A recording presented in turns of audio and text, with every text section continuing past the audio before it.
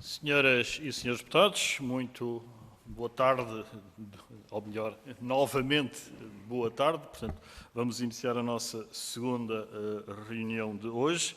A primeira, como acabaram de constatar, foi a audição por videoconferência da Autoridade de Supervisão de Seguros e Fundos de Pensões. Vamos iniciar agora a audição do Movimento Cultural Terra de Miranda, que vem representado pelos seus dirigentes Alberto Fernandes, Óscar Afonso e José Maria Pires, que cumprimento. Quero apenas recordar que esta audição ocorre a requerimento do Grupo Parlamentar do PSD, relativa à abertura de um inquérito pela Autoridade Tributária, um funcionário desse organismo, que subsequentemente foi comunicada a conclusão desse processo de inquérito e o PSD voltou a formular esse requerimento relativo à audição, que se prende com mecanismos de planeamento fiscal agressivo que foram relatados pelo Movimento Cultural Terra de Miranda. Tratando-se de uma audição a requerimento, não há nos termos do nosso regulamento lugar a uma intervenção inicial. No entanto, foi-nos feito chegar essa pretensão por parte do Movimento Cultural Terra de Miranda e que a mesa, consultados todos os grupos parlamentares, não houve oposição de ninguém, e nomeadamente do partido requerente, que de outra feita se iniciaria esta audição, e portanto, nesses termos, vamos iniciar esta audição precisamente dando a palavra ao Movimento Cultural Terra de Miranda para produzir essa intervenção inicial, que ele solicitava que não excedesse os 10 minutos, na exata medida em que esse é o tempo que está previsto nas audições em que há lugar a essa intervenção inicial e, portanto, sem mais delongas, após a intervenção inicial, eu darei a palavra, então, ao Grupo Parlamentar do PSD para formular as suas questões e, portanto, cumprimentando os representantes do Movimento Cultural Terra de Miranda, dava de imediato a palavra para essa intervenção inicial. Após a conclusão da mesma, se iniciará essa, então, sim, a audição. A palavra é vossa. Faço favor.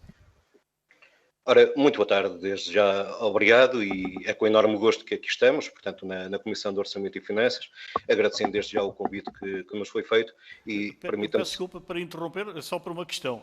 Estamos a ouvi-lo perfeitamente, mas não o estamos a ver, portanto, não sei se é por não ter ligado a câmara, portanto, se o é... A câmara, ela está ligada, não sei... Então, pronto, mas não prejudica em nada, a audição está perfeita, portanto, peço desculpa, faça favor de prosseguir. Muito obrigado. Sim, senhora, mas a Câmara está ligada, portanto, deve começar a dar. Estava, portanto, a agradecer o convite para estar nesta Comissão de Orçamento e Finanças e permita-me só dizer que estamos aqui representantes, eu, o Dr. Óscar Afonso e o Dr. José Maria Pires, embora nenhum seja dirigente do movimento, como acabou de dizer, que é um movimento completamente inorgânico. E estamos aqui com todo o gosto para ser ouvidos na Casa da Democracia, onde deve imperar a verdade, a transparência e a defesa do superior interesse da nação. Neste caso também é isso que nos move. Somos um movimento cívico local, construtivo, partidário, inclusivo da Terra de Miranda, a designação abrange não só o Conselho de Miranda do Douro, mas também o de Mogador e de Vimioso. Somos um movimento cultural, porque a Terra de Miranda tem uma cultura singular e uma língua própria, assim reconhecida pela Assembleia da República em 1999 por unanimidade e aclamação, e tem na sua base 5 associações culturais, sendo a Associação de Língua e Cultura Mirandesa, a Frauga, Associação para o Desenvolvimento Integrado de Picote, Lérias, Associação Cultural, Galandunga, Lundaina, Associação Cultural e a Machucalheira, Associação do Imposta, que junto com algumas individualidades compõem assim o movimento cultural da Terra de Miranda. E a cultura é a consciência crítica da sociedade e este movimento, indiscutivelmente, reúne pessoas altamente qualificadas em várias áreas do saber, com capacidade e propriedade para se pronunciarem sobre o desenvolvimento da região. Este movimento não tem interesse pelo poder, nem por sobrepor a quaisquer outras instituições, tendo apenas como único objetivo o defender e promover o interesse público. Por muito estranho que isso possa parecer nos dias de hoje. Ao contrário do que é habitualmente assumido, a Terra de Miranda é uma terra rica. Além da língua e da cultura, há todo um património cultural vivo, vibrante, um território transfronteiriço, com enorme potencial agrícola, raças autóctones de excelência e recursos turísticos que, além da cultura, se alicerçam também no seu património natural.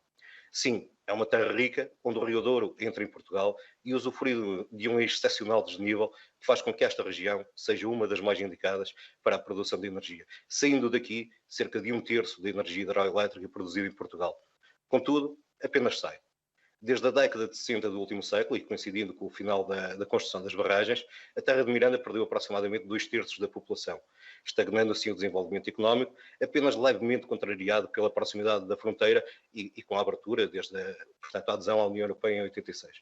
Uma terra rica que tem vindo a ser empobrecida, tornando-se numa das mais pobres do país, sobretudo devido à política extrativa do aspirador central, que do interior apenas retira. E não se trata apenas de retirar riqueza, mas com ela seguem também as pessoas, fecham-se os serviços, reduzem-se as oportunidades, deteriora-se o acesso à saúde, à educação e à cultura. Mas não é um problema exclusivo da terra de Miranda. É um problema que assola todo o interior, que cada vez mais se torna um imenso deserto demográfico.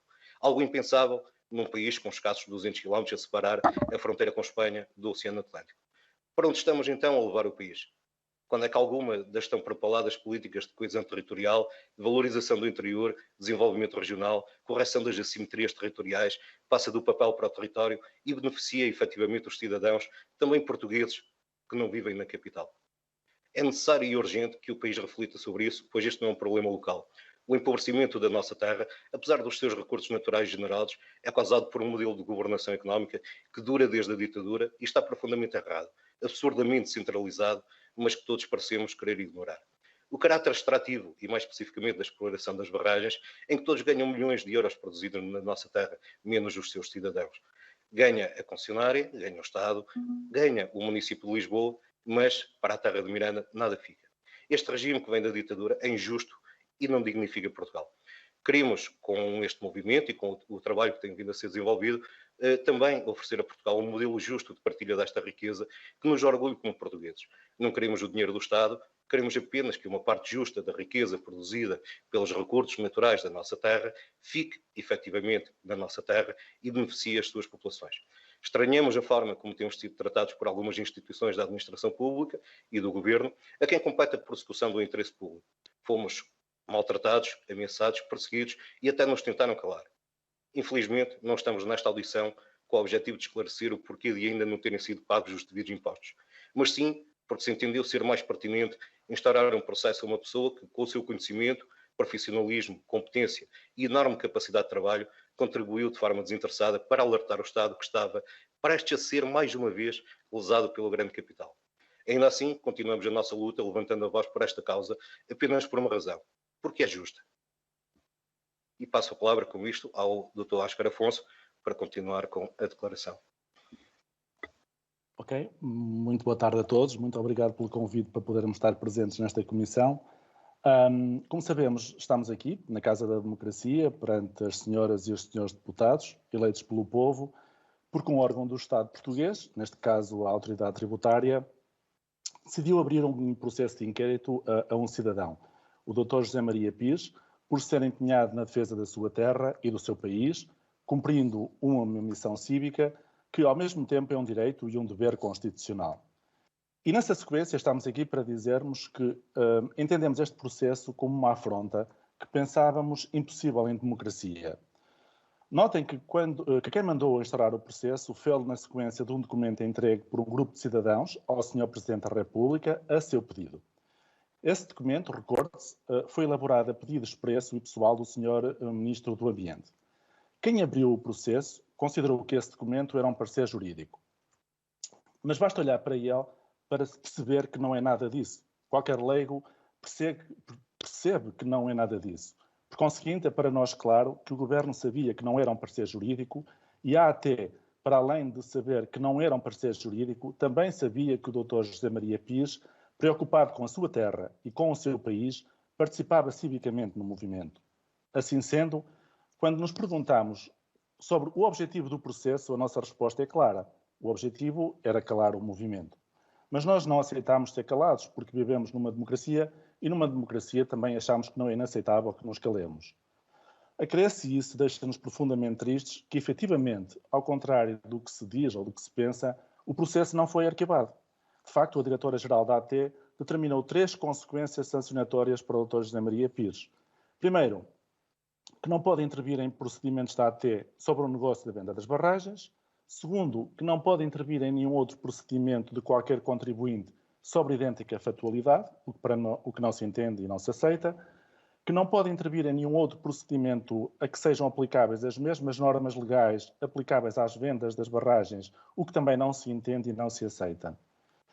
Notem que foi lançado sobre o Dr. José Maria Pires uma suspeição generalizada, que é inaceitável e, a nosso ver, inconstitucional, porque prejudica gravemente os seus direitos constitucionais.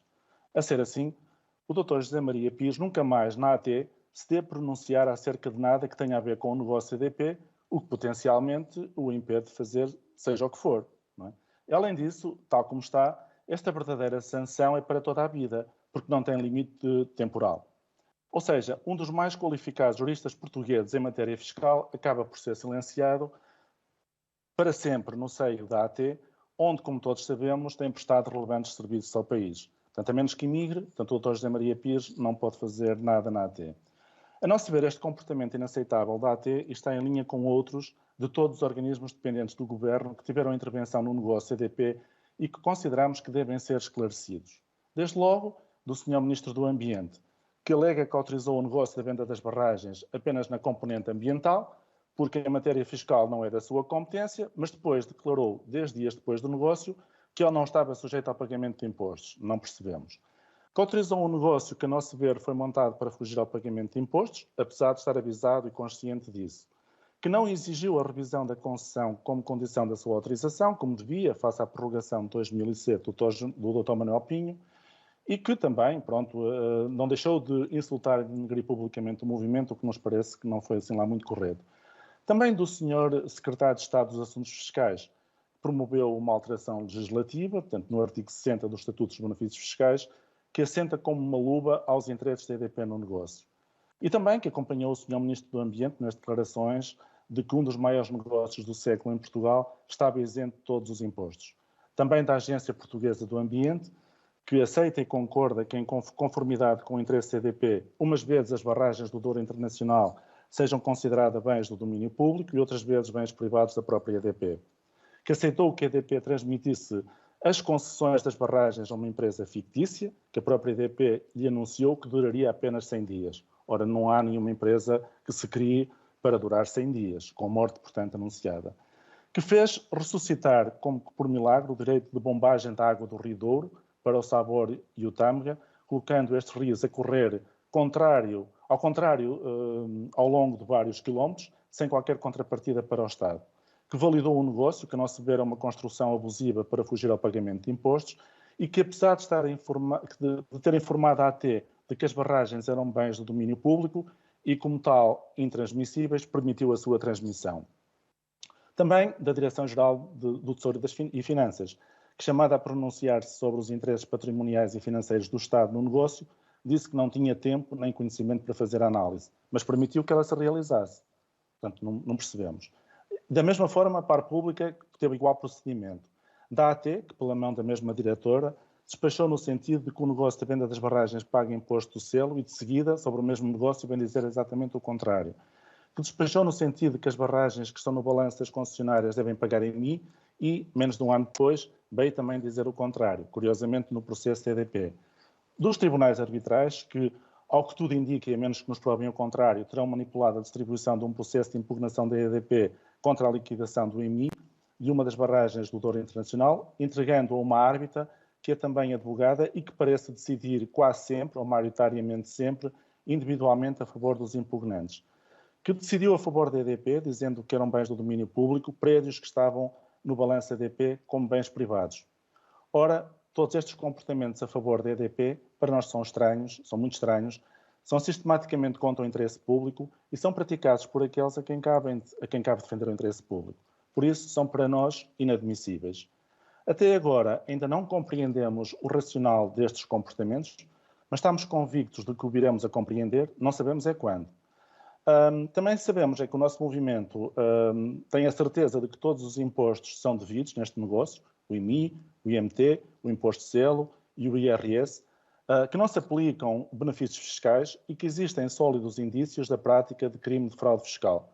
Mas, infelizmente, também temos dúvidas se as instituições, que são as mesmas em quem cabe aplicar a lei, são capazes de o fazer como fazem qualquer cidadão.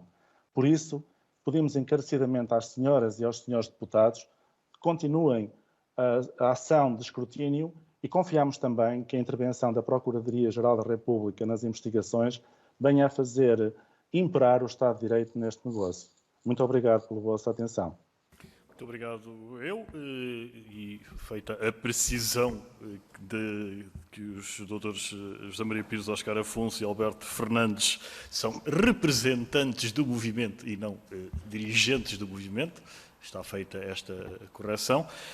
Dava então início à primeira ronda, cumpre-me apenas recordar os termos em que ela decorre, que iniciará, obviamente, o partido que requereu esta audição, o grupo parlamentar do Partido Social Democrata, ao qual, à semelhança dos demais grupos parlamentares, estarão atribuídos até 5 minutos para formular as suas questões. O movimento disporá aproximadamente do mesmo tempo, digo aproximadamente porque é óbvio que responder muitas vezes demora mais tempo do que perguntar, mas na medida do possível agradecia que se pudessem conter no tempo destinado às perguntas. Concluída esta primeira ronda, haverá uma segunda ronda em que, diferentemente da primeira, as respostas serão prestadas apenas no final de todas as questões colocadas e, portanto, sem mais delongas, dava a palavra ao Sr. Deputado Afonso Oliveira, do Grupo Parlamentar do PS. Sr. Deputado, faço favor a palavra. Muito obrigado, Sr. Presidente. Senhores Dr. Alberto Fernandes, Oscar Afonso e José Maria Pires, agradeço muito ter aceitado vir cá, digamos, à Comissão de Orçamento e Finanças, a pedido do PSD, o requerimento é nosso, porque entendíamos que há um conjunto de questões ainda por esclarecer e era importante ouvir a vossa voz, que tem sido um movimento cívico, que felizmente foi constituído porque está a ter um papel muito relevante na defesa dos interesses da região e, quando é da região, também é do país. E já agora também quero dizer-lhe que realmente também concordo muito que é uma região fantástica, a região de Trás-os-Montes, a região de Alto Douro, muitas vezes não reconhecida nem conhecida pelo país e que tem pessoas que felizmente estão a defender o seu interesse e o interesse do país. Indiretamente às questões que quero colocar, são algumas, queria perguntar-lhe, uma primeira pergunta é a seguinte: o movimento elaborou um documento a pedido do Sr. Ministro do Ambiente. Como é que explica que, sendo o seu pedido e havendo fortes suspeitas de evasão fiscal, porque é que o Sr. Ministro do Ambiente se colocou sempre ao lado da EDP neste processo? Gostava de perceber a opinião do movimento, dado que acompanhou o processo desde o início. Com a produção de um documento que alertava para a forte suspeita de estar a ocorrer fuga ao pagamento de impostos devidos, não vos parece que competia ao Governo e à Autoridade Tributária atuarem por forma a prevenir os efeitos para o interesse público no negócio? Que explicação encontram para que o Governo tenha ficado ao lado da EDP e não ao lado da Justiça Fiscal e das populações? Em algum momento, e agora a questão vou colocar diretamente ao Dr. José Maria Pires, e ao movimento, não é só ele está, percebi também que está aqui na reunião connosco, a Autoridade Tributária, o Governo falou com o movimento, o Dr. José Maria Pires, sobre o documento que os senhores elaboraram e entregaram ao Sr. Ministro do Ambiente? Ou seja, levantaram uma série de questões.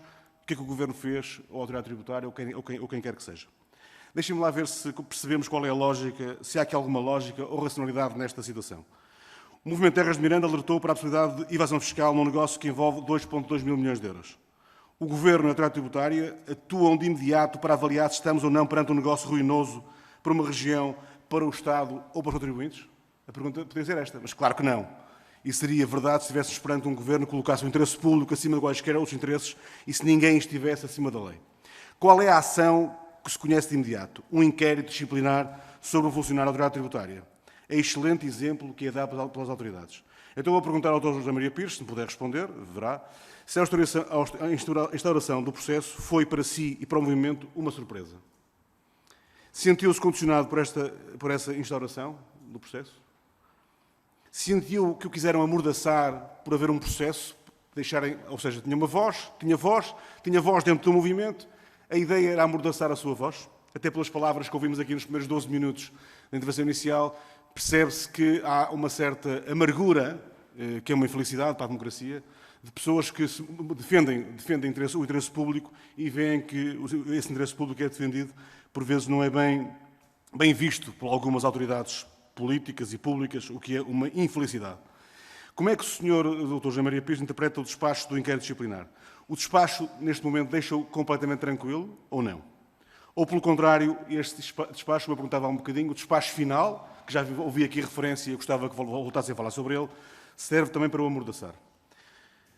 Este despacho condiciona ou não a liberdade do Dr. José Maria Pires do movimento. Ou seja, o despacho que é feito sobre o inquérito disciplinar ao Dr. José Maria Pires, a partir de agora, cria aqui alguma condicionante, os senhores vão atuar da mesma forma, vão trabalhar de forma diferente. O que é que isto representa?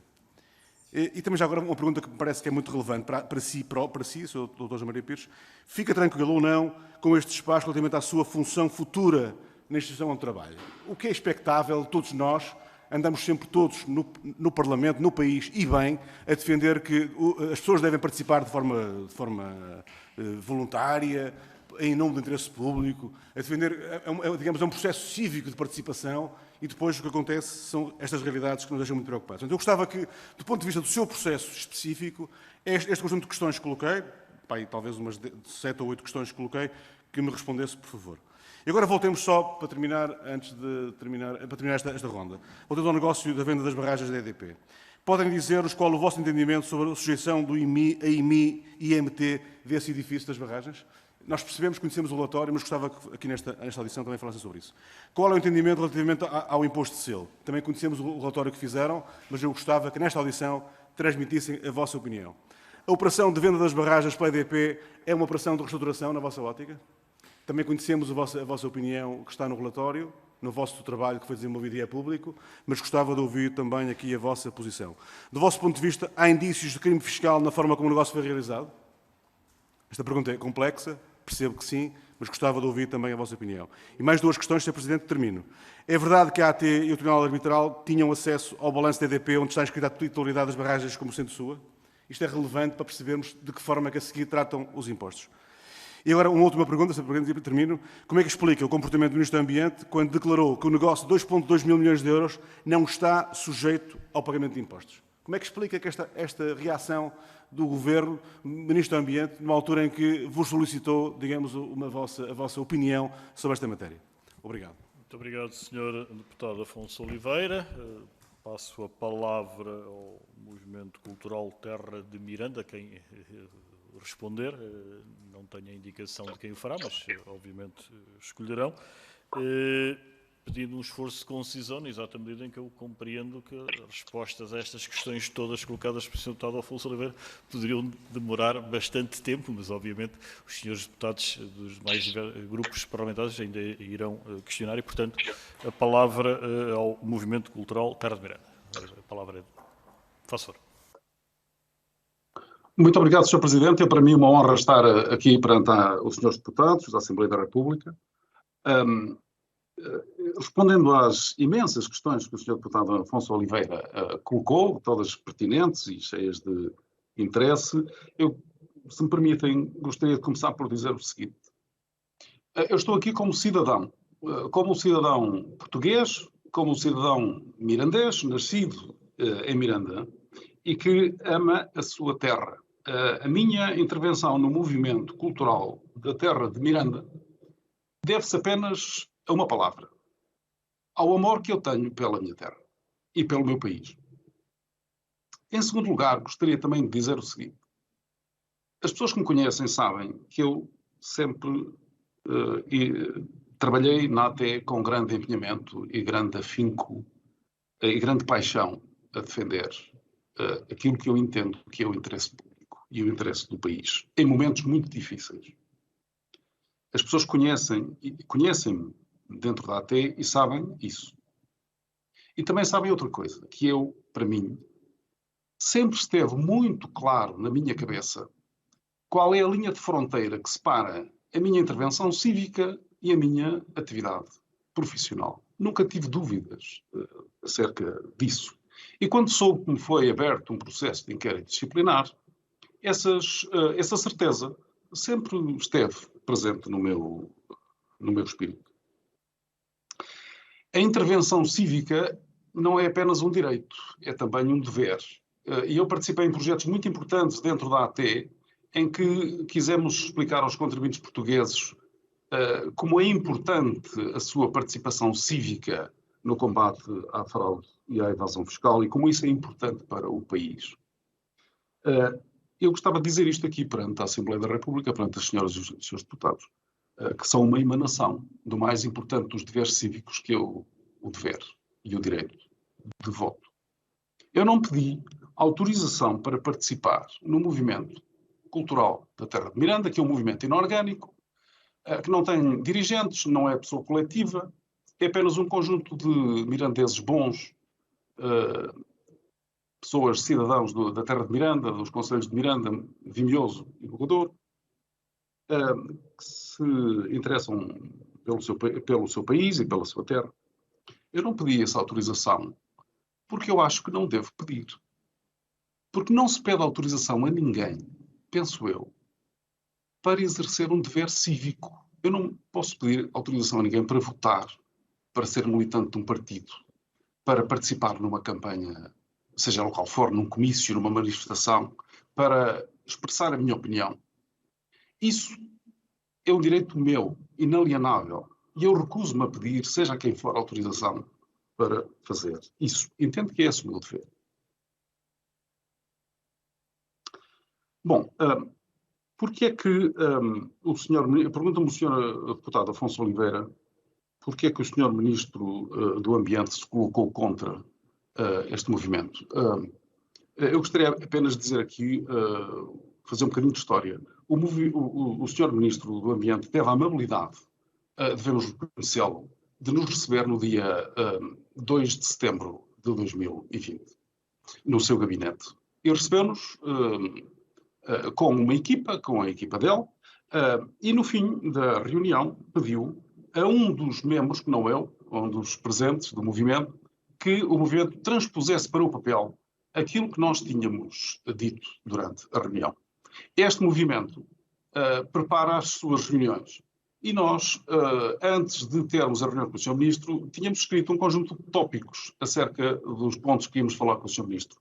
No fim da reunião, dado esse pedido, convertemos esses tópicos no documento que toda a gente conhece e que enviamos para o Sr. Ministro. O Sr. Ministro pediu o documento para que, com ele, fossem feitas reuniões entre o Movimento, o Ministério do Ambiente e o Ministério das Finanças, para que as pretensões e as preocupações que nós colocamos fossem contempladas.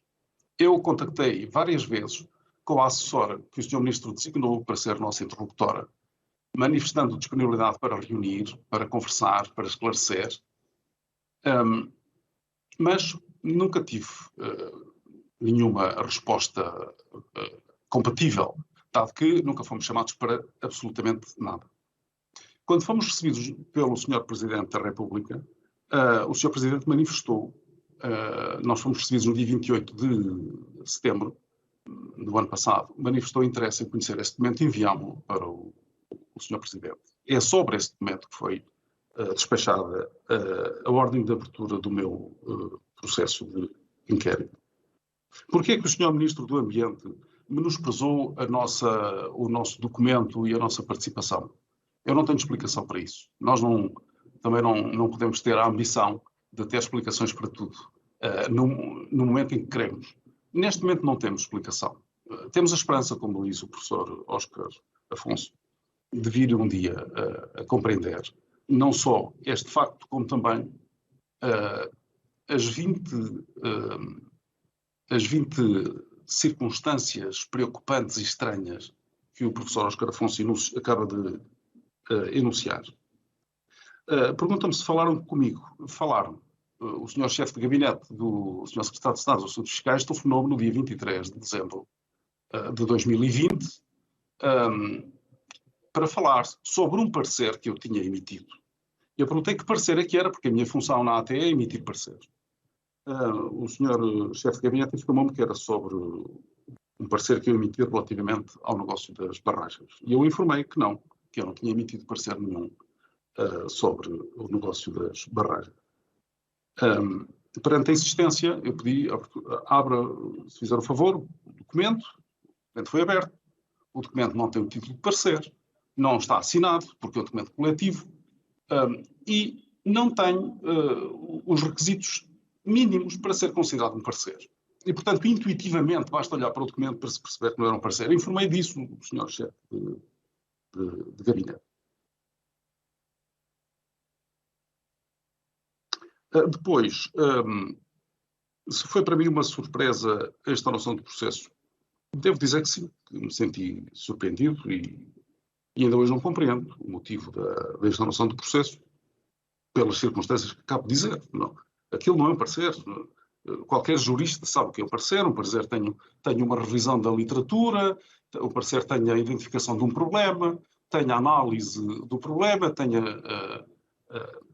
a proposta de solução apresentada pelo jurista. Aquilo não é nada disso, como é evidente.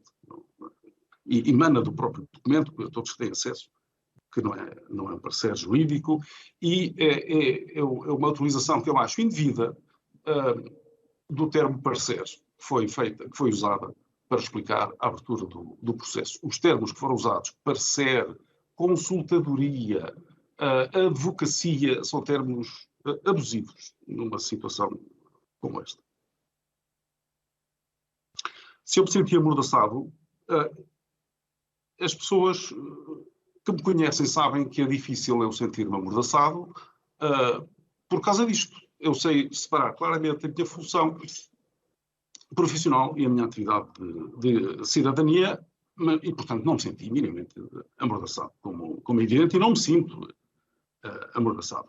A instauração deste processo causa incómodo, claro, causa o incómodo de nós não termos uma explicação racional. A minha atividade é jurídica e eu procuro sempre uma explicação racional para os factos. E quando não a tenho, fico intranquilo. E foi isso que aconteceu neste caso. Relativamente à decisão que foi proferida no despacho, o professor Óscar Afonso já falou sobre ela, mas eu entendo que eu não tenho nenhum... o fundamento para as decisões que foram tomadas é que eu tenho interesse pessoal neste negócio da EDP. Eu não descortino qual é o meu interesse pessoal. Eu não tenho interesse pessoal neste negócio da EDP. Eu não ensinei nenhuma empresa a fugir ao fisco. Eu não ensinei nenhum responsável do Estado a permitir que a EDP ou outra empresa qualquer fugisse ao fisco. Eu fiz aquilo que sempre fiz, que é dizer quais são os impostos devidos numa situação destas e o que é feito, o que é necessário para salvaguardar o interesse do país nesta situação. Foi sobre isso que eu fiz. Eu não tenho interesse nenhum no processo. É evidente, como cidadão, eu quero que todas as empresas do país paguem os impostos que devem pagar. E como mirandês, como cidadão da terra de Miranda, eu quero que a empresa pague os impostos que são receita municipal dos meus municípios. Claro que quero. Mas isso é o que todos queremos. Se eu tenho interesse neste processo pessoal, então todos os portugueses temos interesse em todos os processos que correm na administração tributária. Relativamente à sujeição aos impostos, eu volto a referir, eu não vou emitir nenhum parecer, nenhuma consultadoria, nenhuma advocacia relativamente a este caso. Vou dar a minha opinião como cidadão. E a minha opinião como cidadão é, relativamente ao IMI e ao IMT, há duas hipóteses. As barragens e as construções das barragens, que são edifícios, foram construídos. Das duas, uma. Se são bens do domínio público, não podiam ter sido vendidos. Não podiam ter sido transmitidos em negócio nenhum. Porque os bens do domínio público estão fora do comércio jurídico, como diz a lei, e toda a gente sabe. Não se pode vender a Torre de Belém, não se pode vender a Torre dos Coelhos. Toda a gente sabe isso. Se foram vendidos, se foram transmitidos, o negócio é nulo. Segunda hipótese, os bens são privados, que é aquilo que está escrito no contrato de concessão, que nós lemos, e no contrato, e na adenda ao contrato de concessão de 2008, e na adenda ao contrato de concessão de 2020, que foi feita por ocasião deste negócio. São bens privados. Se são bens privados, a transmissão deles é legal, é legítima, mas estão sujeitos ao IMI e estão sujeitos ao IMT. Sobre isso, só há estas duas hipóteses. Relativamente à questão da reestruturação. Pedi-lhe um esforço de síntese, doutora, já os 5 minutos que obviamente eram manifestamente curtos para prestar qualquer esclarecimento que fosse, mas como já vai em 12, só pedia um esforço de síntese para responder depois às questões dos demais deputados. Faça favor. Sr. Presidente, eu peço muita desculpa e serei muito breve. Estou mesmo a terminar. Relativamente à questão da reestruturação, a lei tem um conjunto de pressupostos para que se aplique o regime da reestruturação das empresas. O regime da reestruturação das empresas aplica-se a situações em que da reestruturação resulte um aumento de competitividade e da produtividade das empresas e tem mais um conjunto de pressupostos. A nossa lei fiscal tem dois regimes de reestruturação. Um é o regime geral, em que há impostos sobre as transmissões, e outro, um regime especial que se aplica em determinadas circunstâncias. Eu concordo com os artigos que têm sido publicados, nomeadamente pelo Dr. Manuel Cecílio, que foi um alto responsável da administração tributária na área dos impostos sobre património, IMT, imposto de selo, e da fraude, do combate à fraude, foi diretor do combate à fraude, e concordo com o que ele diz, de que nem na letra da lei, nem no seu espírito, este negócio é uma reestruturação sujeita ao regime dos benefícios fiscais para as reestruturações. Repito, nem na letra da lei, nem no seu espírito. Não é possível que uma lei crie benefícios fiscais para a criação de uma empresa que, antes de ser criada, o criador anunciou que ia morrer no máximo 100 dias depois. Anunciou isto perante a Agência Portuguesa do Ambiente. Está escrito esse anúncio. Se há indícios de crime, aquilo que nós, do nosso ponto de vista, podemos dizer é o seguinte. A criação de uma empresa para durar 100 dias, que desapareceu já da ordem jurídica e se integrou na Movera 1, não tem explicação racional. Não tem explicação racional. E, portanto, não tendo explicação racional, nós poderemos estar perante a criação de uma empresa fictícia, que poderá ter como principal objetivo a evasão fiscal. Mas isso nós não podemos afirmar. Isso depende da prova que for produzida no processo. É um ato estranho este de criar uma empresa para vigorar 100 dias, uma empresa que nasceu para morrer, e isso foi anunciado previamente, é um ato muito estranho. O Tribunal Arbitral e a AT têm acesso ao balanço da empresa, da EDP, podiam ter acesso. Nós entendemos que o Tribunal Arbitral, quando mandou anular a liquidação do IMI sobre a barragem de Bem-Posta, devia ter perguntado à EDP se aquele imóvel é um bem privado ou não. E podia ter pedido documentação à EDP sobre isso. E se pedisse a documentação, então veria que estava inscrito no seu balanço a titularidade destes bens. As declarações do Sr. Ministro, estou mesmo a terminar, é a última questão, as declarações do Sr. Ministro sobre que não há sujeição a qualquer imposto, ao IMI, ao IMT, ao imposto de selo, são declarações que eu não gostaria de comentar, mas que não entendo também. Esperemos um dia poder entender. Muito obrigado. Muito obrigado, Sr. Dr. José Maria Pires.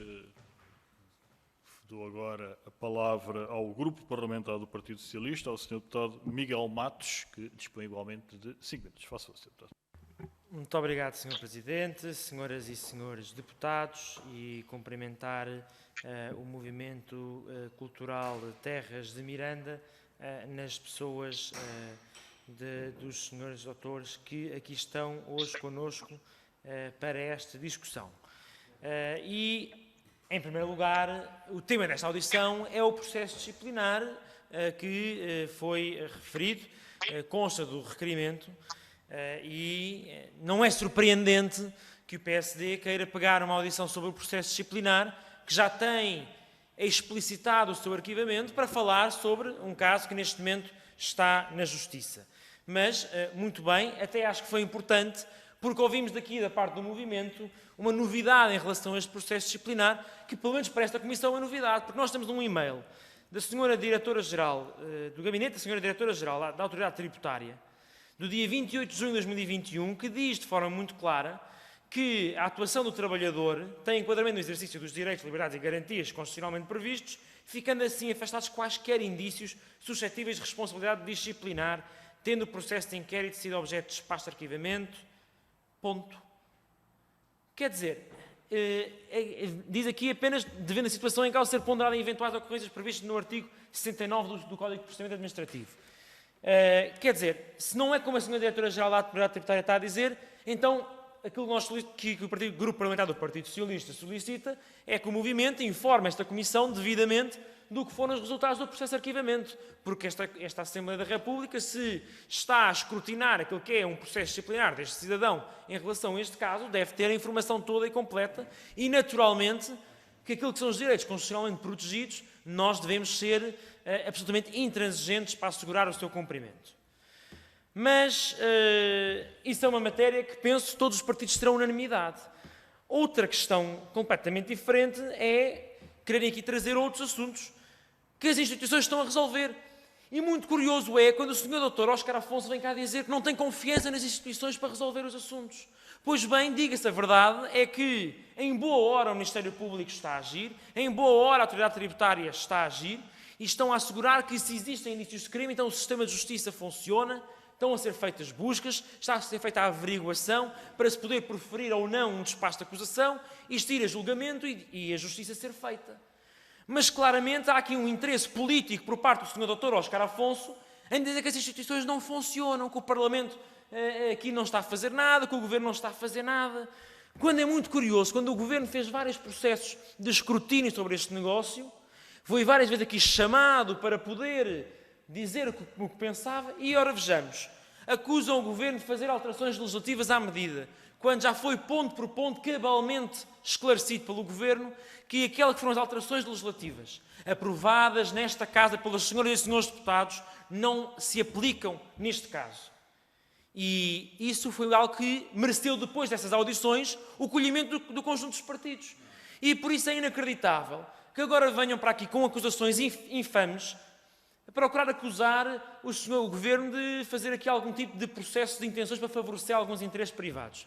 Mas, naturalmente, ao contrário dos senhores doutores, aquilo que é muito claro é o sistema de justiça está a funcionar neste caso. E se assim foi, certamente que a Justiça irá tomar as devidas notas. Ora, sobre aquilo que é os impostos que já estão a ser considerados, não vale a pena voltarmos a entrar neste debate. Aquilo que, mais uma vez, gostávamos de frisar é que este movimento é, de facto, muito importante. É de superior importância que as pessoas de Terras de Miranda se afirmem aquilo que tem sido a sua luta e, diga-se de passagem, aquilo que tem sido o reconhecimento por parte do Parlamento e do Governo da necessidade de fazer justiça a deixar as receitas nas Terras de Miranda. Aliás, a derrama foi confirmada nesta Casa, já pode e já está alegadamente a ser transferida para os municípios das Terras de Miranda. Pena é quando certas personagens querem aproveitar um movimento independente das pessoas de Miranda para fazer a gincana política. E aquilo que é muito claro é que o Dr. Óscar Afonso é o coveiro do movimento das Terras de Miranda, porque usa todos os meios para partidarizar aquilo que é um movimento que se apresenta como independente.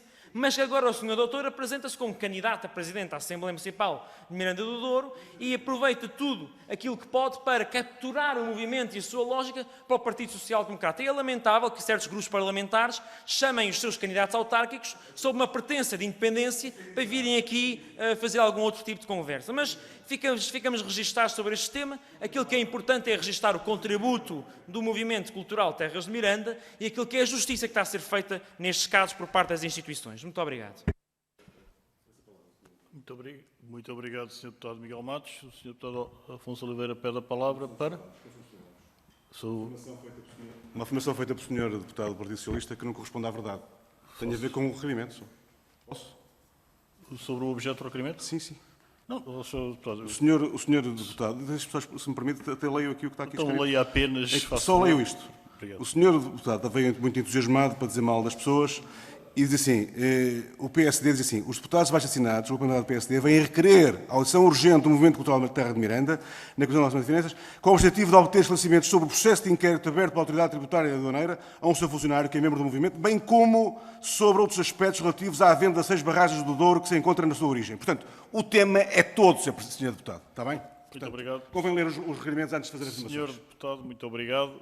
Obviamente que se o tema houvesse extravasado, a mesa não teria permitido a linha de inquirição e, obviamente, isso não sucede e, portanto, apenas dei a palavra para explicitar aquilo que era óbvio, que é o requerimento formulado nos termos em que o foi. Dava então a palavra, pedindo a contenção no período correspondente ao das questões formuladas, de 5 minutos ao Movimento Cultural Terra de Miranda. Doutor José Maria Pires, presumo. Faço favor. Muito obrigado, Sr. Presidente. Eu, sobre isto, gostaria de dizer o seguinte. Como tivemos o cuidado de dizer no início da nossa intervenção, este movimento é apartidário, inclusivo e construtivo.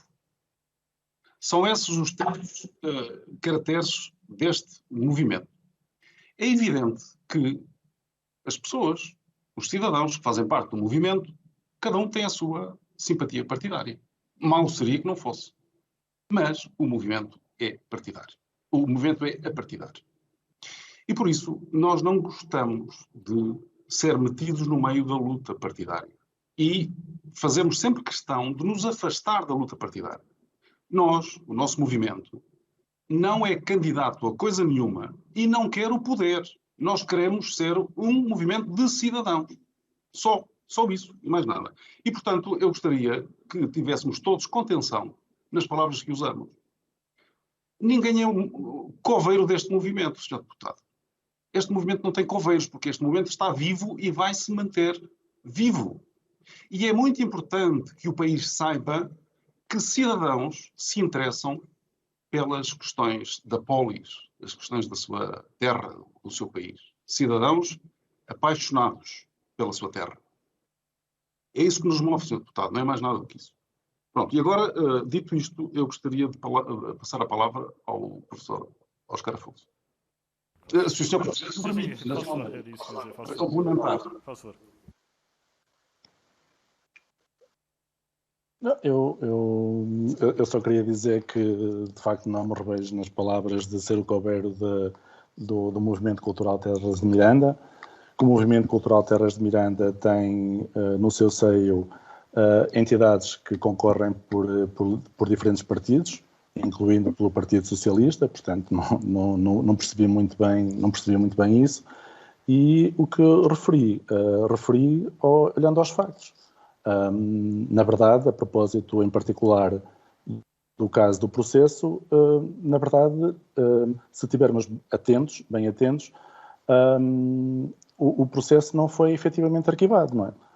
A diretora-geral da AT determinou 3 consequências sancionatórias para o Dr. José Maria Pires, que não pode intervir em procedimentos da AT sobre o negócio das vendas das barragens, que não pode intervir em nenhum outro procedimento de qualquer contribuinte sobre idêntica factualidade, que não pode intervir em nenhum outro procedimento a que sejam aplicáveis as mesmas normas legais aplicáveis à venda das barragens, o que também não se entende, tal como no anterior. Pronto, é só isto, eu só estou a constatar factos. Agora, ser o coveiro do movimento, não creio, não me interpreto, não creio que seja, pelo contrário.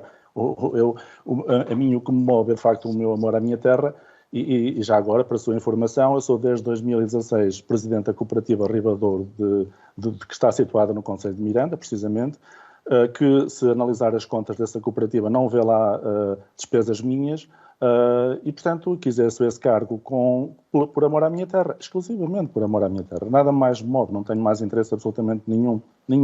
Nunca encontrarão interesse que não amor à minha terra. Muito obrigado, Sr. Vamos então agora prosseguir, dando a palavra ao Grupo Parlamentar do Bloco de Esquerda, à Sra. Deputada Mariana Mortágua, a quem cumprimento e a quem passa a palavra até 5 minutos. Sra. Deputada, faça favor. Muito obrigada, Sr. Presidente. Começo por cumprimentar o Dr. Óscar Afonso, o José Maria Pires, o Dr. Alberto Fernandes e o movimento, dizendo duas coisas que me parecem evidentes.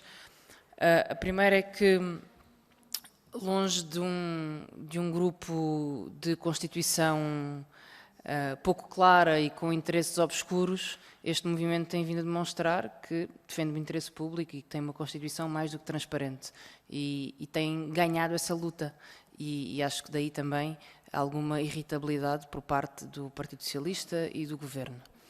Em segundo lugar, dizer que me é amplamente indiferente a filiação partidária ou a opinião partidária de cada membro do movimento.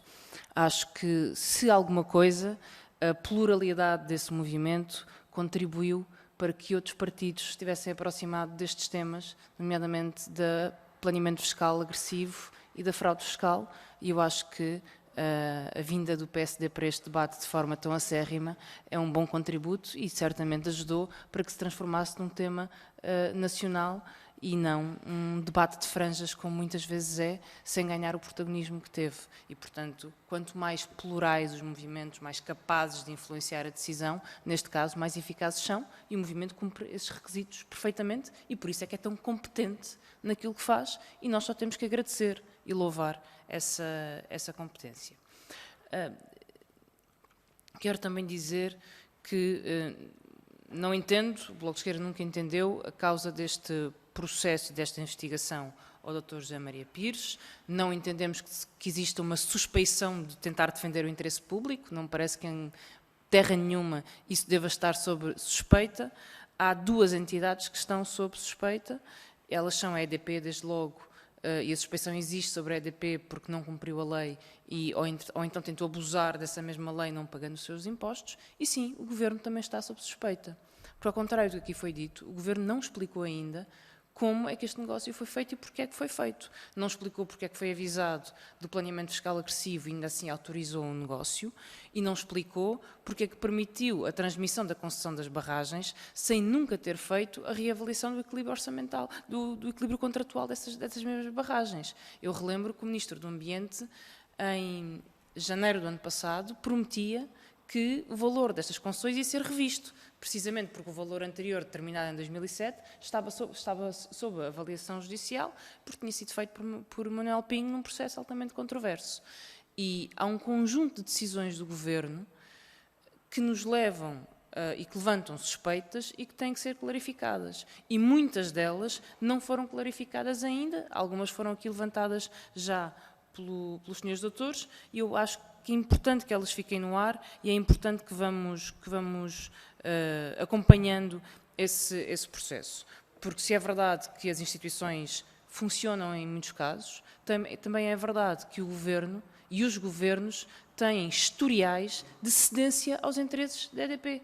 É este o historial da governação em Portugal. É um historial de cedência aos lobbies da EDP nos grandes negócios. E, por isso, esse cadastro faz com que tenhamos de ter muito mais atenção, e agradeço ao movimento mais uma vez por isso. Eu tenho algumas questões concretas para colocar.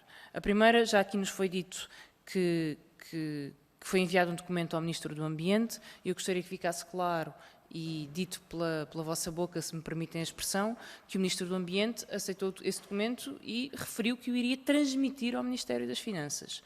E que, portanto, houve essa consciência por parte do Ministro do Ambiente que a preocupação do movimento era o planeamento fiscal e não depois outros interesses que no desespero o Ministro foi atirando ao movimento. Sobre o processo da Autoridade Tributária, gostaria de saber como é que lhe foi comunicado ao Dr. José Maria Pires este processo, a instauração desta investigação, e o que é que foi comunicado. E, já agora, como é que lhe foram comunicadas estas consequências? Porque é verdade que há uma contradição entre a nota que a diretora da Autoridade Tributária envia à Assembleia da República dizendo que o processo foi arquivado, e nós concluímos que, sendo arquivado, não tem consequências, e depois dizer, bom, foi arquivado, mas este funcionário não pode tocar num conjunto de assuntos, que por acaso são assuntos muito relevantes e que dizem respeito com a especialização técnica desse mesmo funcionário. E, portanto, quer dizer que há consequências. E era importante que ficasse claro como é que foi comunicado, como é que foi feita a interação com a Autoridade Tributária. E já agora, quando o Dr. José Maria Pires recebeu um telefonema do chefe de gabinete do Sr. Secretário de Estado dos Assuntos Fiscais, no dia 23 de dezembro, se não estou em erro, que nos referiu aqui, qual era a razão desse telefonema? Porque é que recebe um telefonema do Secretário de Estado dos Assuntos Fiscais sobre esta matéria. Sobre todas as outras matérias que aqui foram discutidas, o planeamento fiscal abusivo no imposto de selo e dos benefícios fiscais, a proteção da EDP no caso da transmissão das concessões, com vários pormenores técnicos, teremos tempo para discutir numa outra audição. A questão do IMI e as questões dos tribunais arbitrais, eu só quero dizer que concordo plenamente com a avaliação que o movimento faz e que podem contar com o Bloco e com a minha atuação em particular para tentar divulgar e apoiar o movimento nas suas pretensões. Muito obrigado, Sra. Deputada, por quase ter contido no tempo que lhe estava atribuído a palavra ao Movimento Cultural Terra de Miranda. Faça favor. Muito Boa tarde. Gostaria de agradecer as palavras da deputada Mariana Mortágua e realçar que o movimento, portanto, como disse no início, reúne gente altamente competente e qualificada nas mais diversas áreas. Gente essa que, assumidamente e publicamente, dos diversos integrantes do movimento, dos quais nós três estamos aqui apenas como representantes nesta ocasião, não é que seja um cargo de representantes, mas dizer que essas pessoas, assumida e publicamente, estão envolvidas em candidaturas nos mais diversos partidos. Eu penso que assim, de memória, estão pelo menos 4 partidos assumidamente entre os membros do movimento. E o movimento tem sido transparente nesta caminhada, nesta luta, e tem reunido com praticamente todo o espectro partidário português e desde já também agradecemos a disponibilidade de todos os partidos e os parlamentares que nos têm ouvido e têm apoiado esta causa, o que chegou até aqui. Para falar do processo mais concretamente destas questões, se calhar o Dr. José Maria Pires é naturalmente a pessoa indicada. Posso for? Bom, se o Sr. Presidente me permite, muito obrigado, Sr. Presidente, muito obrigado, Sra. Deputada Mariana Mortágua. O nosso movimento defende o interesse público. O nosso objetivo é o interesse público apenas. Só, mais nada. Puramente esse o nosso objetivo. Não é mais nenhum. Nós não temos outro interesse absolutamente nenhum. E quando começámos esta caminhada, nós pensávamos que íamos ter uma grande abertura do governo, da administração pública, de todas as instituições intervenientes. E que íamos ser elogiados pelo nosso trabalho. Por esta razão, porque defendemos o interesse público, e por outra razão ainda. Quando se fala tanto no afastamento entre o poder político e os cidadãos, vocês têm aqui um movimento de cidadãos interessados nos assuntos da política, da sua terra. E, portanto, eu não entendo porque é que nos atacam, porque é que criam ambiente adverso ao movimento, tanto da administração pública como de alguns agentes políticos. Mas há uma coisa que devemos dizer. Nós temos muito respeito pela Assembleia da República e pelos partidos representados na Assembleia da República. E a Assembleia da República tem desempenhado um papel fundamental no escrutínio deste negócio e também na prossecução do interesse público. Portanto, fica aqui o nosso agradecimento. O Sr. Ministro, respondendo diretamente às questões, o Sr. Ministro disse-nos, quando nós nos oferecemos para ajudar à definição do interesse público, disse-nos que sim, que ia enviar o documento para o Ministério das Finanças e que iríamos todos discutir esse documento. E nós ficamos muito satisfeitos com isso. Saímos da reunião muito satisfeitos por causa disso. Houve outras coisas que não nos agradaram muito na reunião, mas o ambiente geral foi de muito otimismo relativamente àquilo que se vinha a seguir e nunca pensámos que o que se vinha a seguir ia ser o silêncio e alguns ataques contra o movimento e algumas pessoas do movimento. Como é que me foi comunicado a instauração do processo? Foi por um telefonema de um jurista que era o instrutor do processo, que me comunicou, penso que ali a meio do mês de abril deste ano, a instauração do processo. O tema do telefonema do Sr. Chefe de Gabinete, no dia 23 de dezembro, o Sr. Chefe de Gabinete disse-me que estavam a preparar a visita do Sr. Ministro do Ambiente e do Sr. Secretário de Estado dos Assuntos Fiscais a Miranda do Douro, no dia útil seguinte, que era 28. Portanto, entretanto, meteu-se o 24, o 25, o feriado, etc., e o fim de semana, e disse-me que o objetivo era esse. Mas perante a insistência de que o documento era um parecer, eu estranhei, naturalmente, essa informação e esclareci isso e aproveitei também para dizer ao Sr. Chefe de Gabinete qual era o meu entendimento, a pedido dele, sobre a titularidade das barragens e sobre a incidência do IMI nos prédios que compõem as barragens. E a opinião que eu disse na altura é a mesma que digo hoje e é a mesma que está escrita nesse documento. Penso ter respondido a todas as questões. Muito obrigado, Sr. Dr. José Maria Pires. Passamos agora ao Grupo Parlamentar do Partido Comunista Português, ao Sr. Deputado Duarte Alves, que se nos junta. Sr. Deputado, 5 minutos, faça favor.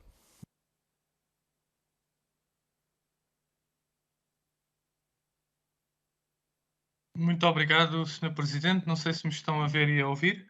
Vemo-lo, ouvimos-lo, não podemos ignorar. Faça favor. Muito bem. Começo por cumprimentar os representantes do Movimento Cultural Terra de Miranda, agradecer os esclarecimentos que ao longo desta audição já nos prestaram sobre as várias matérias que estão aqui em causa.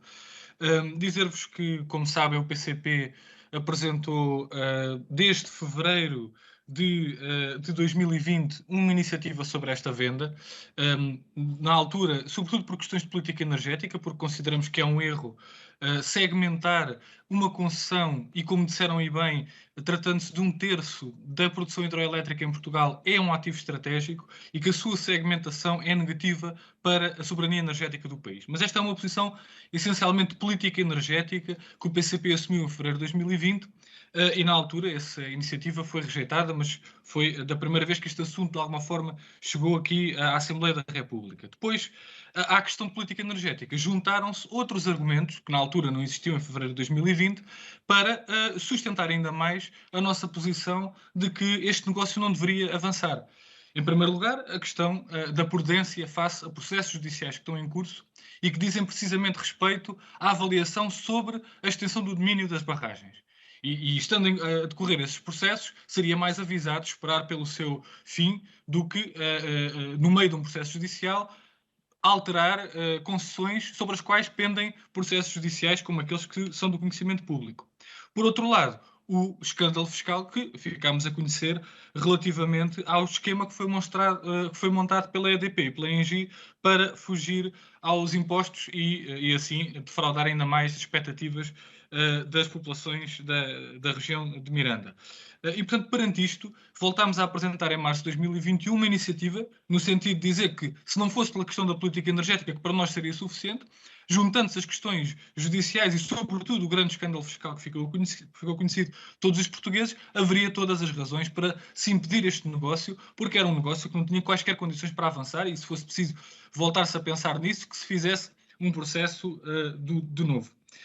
E pensávamos que deveria ser essa a opção do Governo. Pelo contrário, aquilo que vimos da parte do Governo foi um Governo a promover o negócio, a dizer publicamente que ele não está sujeito ao pagamento de impostos, a patrocinar a comunicação da EDP em torno deste negócio, e isso para nós é inaceitável face àquilo que é conhecido por toda a gente. E depois, ainda mais grave, e esse é um dos aspectos que hoje estamos aqui a abordar, é a instauração por parte da autoridade tributária de um procedimento de inquérito disciplinar ao Dr. José Maria Pires, que contribuiu para um documento que não é um parecer jurídico, que não utiliza, e peço que isto seja confirmado, não utiliza quaisquer dados confidenciais da EDP, se estivesse em causa, obviamente, que seria razão para uma atuação, mas não utilizou dados que tenha acesso pelas suas funções na AT, que não é um parecer jurídico pago, não é um parecer no sentido de fugir aos impostos por parte de alguma empresa, isso sim seria objeto de conflito de interesses, é um contributo para um movimento cívico e nós consideramos que não pode haver qualquer tipo de represálias face a quem intervém publicamente no movimento cívico, seja ele qual for, seja ele um movimento mais amplo, menos amplo, contenha pessoas filiadas em partidos ou não filiadas em partidos, contenha pessoas que até sejam candidatas a órgãos autárquicos, isso para nós não está aqui em causa. O que está em causa é os direitos cívicos que não podem ser postos em causa e que não podem ser atropelados por parte, ou melhor, haver aqui a tentativa de imposição do medo por parte de uma estrutura como a AT.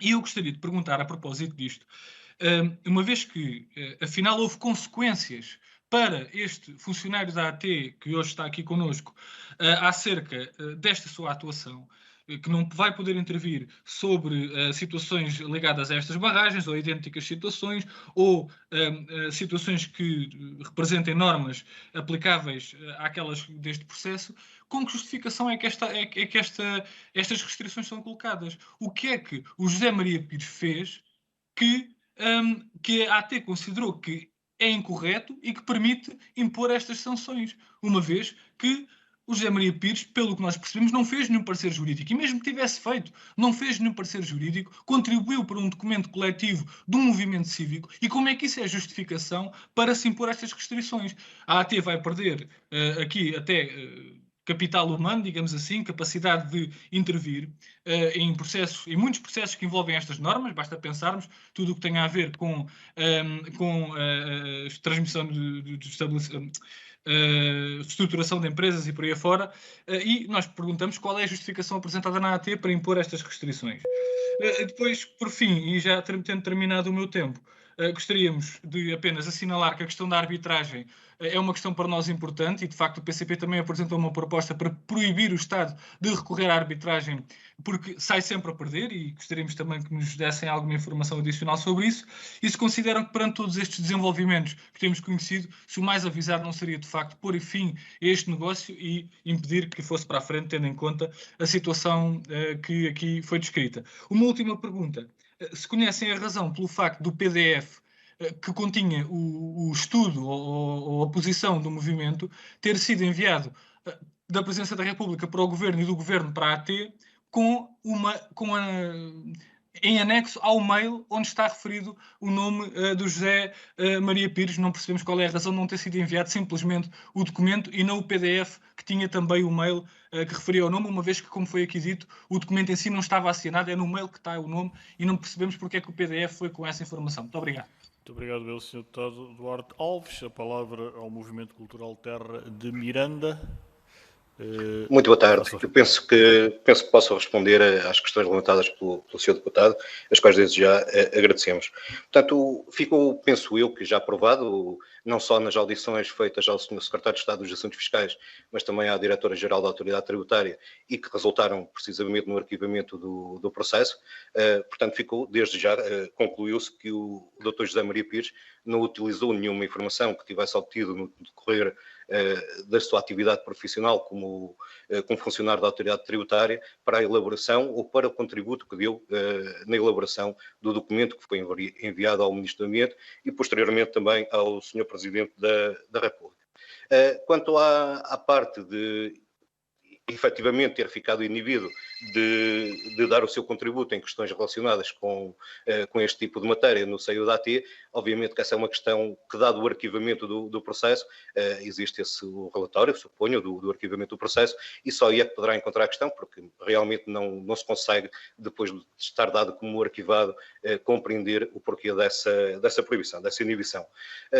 Aproveito também para responder à questão da inclusão do nome de José Maria Pires no mail enviado ao Presidente da República, e fui eu próprio que enviei esse e-mail, e tal como foi justificado também no âmbito do processo de inquérito, onde fui ouvido juntamente com o Dr. Oscar Afonso, a razão que me levou a incluir o nome do José Maria Pires foi precisamente porque o José Maria Pires esteve presente na audição que o Sr. Presidente da República concedeu ao movimento no Palácio de Belém, e naturalmente que, estando a enviar um documento de índole fiscal, vá lá, naturalmente que, tendo o Dr. José Maria Pires sido apresentado como especialista em direito fiscal, eu utilizei o nome dele indevidamente, reconheço, para dar uma maior força, portanto, ao mail. Imagino que o Presidente da República receba milhares de mails a dar conta e de situações de desconforto e tudo mais, e neste caso, para dar uma maior validade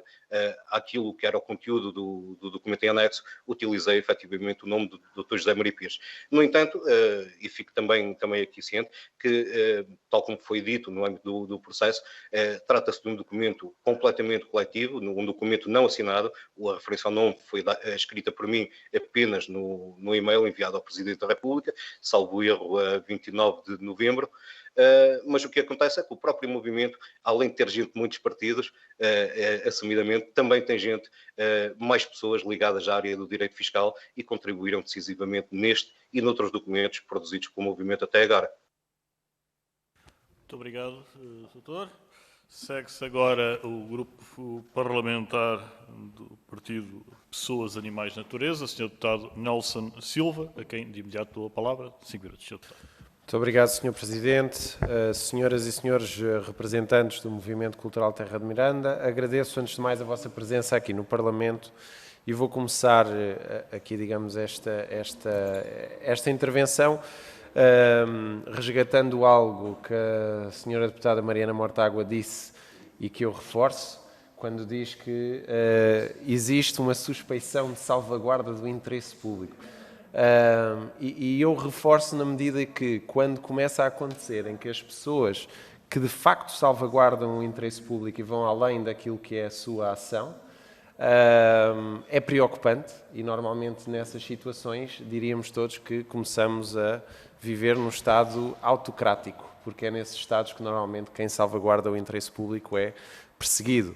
E para todos nós, este processo deixou aqui uma certeza, que é o Dr. José Maria Pires foi sujeito a um processo de inquérito que tinha como principal fundamento o facto de ter participado no movimento cultural Terra de Miranda.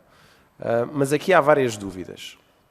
Primeiro, é sobre quem ordenou o início desse processo. Há umas semanas na comunicação social, o processo diziam que o processo foi aberto na sequência de uma participação do Secretário de Estado dos Assuntos Fiscais, que não só não o desmentiu, como afirmou ainda que a justificação para o dito processo de inquérito foi a elaboração de um alegado parecer jurídico e eventual violação do Código de Conduta dos funcionários da AT.